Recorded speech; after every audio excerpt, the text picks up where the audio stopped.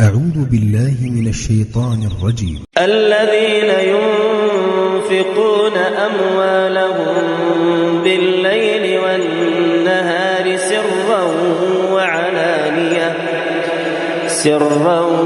وعلانية فلهم أجرهم عند ربهم ولا خوف عليهم ولا هم يحزنون.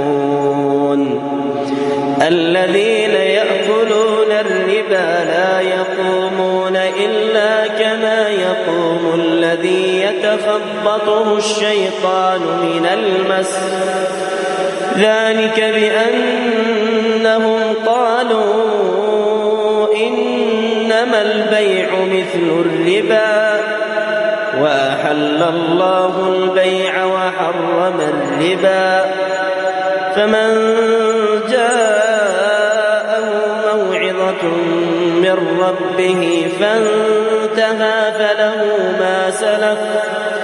فله ما سلف وأمره إلى الله، ومن عاد فأولئك أصحاب النار هم فيها خالدون.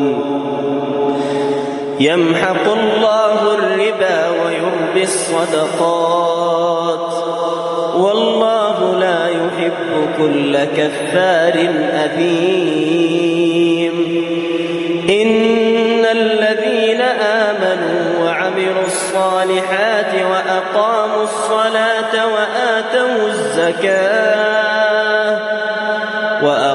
الصلاة وآتوا الزكاة لهم أجرهم عند ربهم ولا خوف عليهم ولا هم يحزنون. يا أيها الذين آمنوا اتقوا الله وذروا ما بقي من الربا إن كنتم مؤمنين، فإن لم تفعلوا فأذنوا بحرب من الله ورسوله، وإن تبتم فلكم رؤوس أموالكم لا تظلمون ولا تظلمون.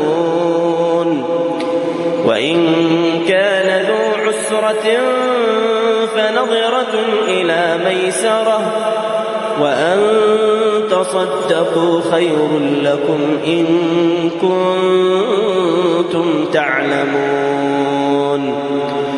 واتقوا يوما ترجعون فيه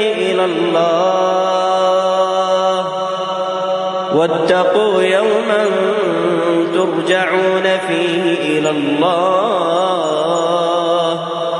ثم توفى كل نفس ما كسبت وهم لا يظلمون.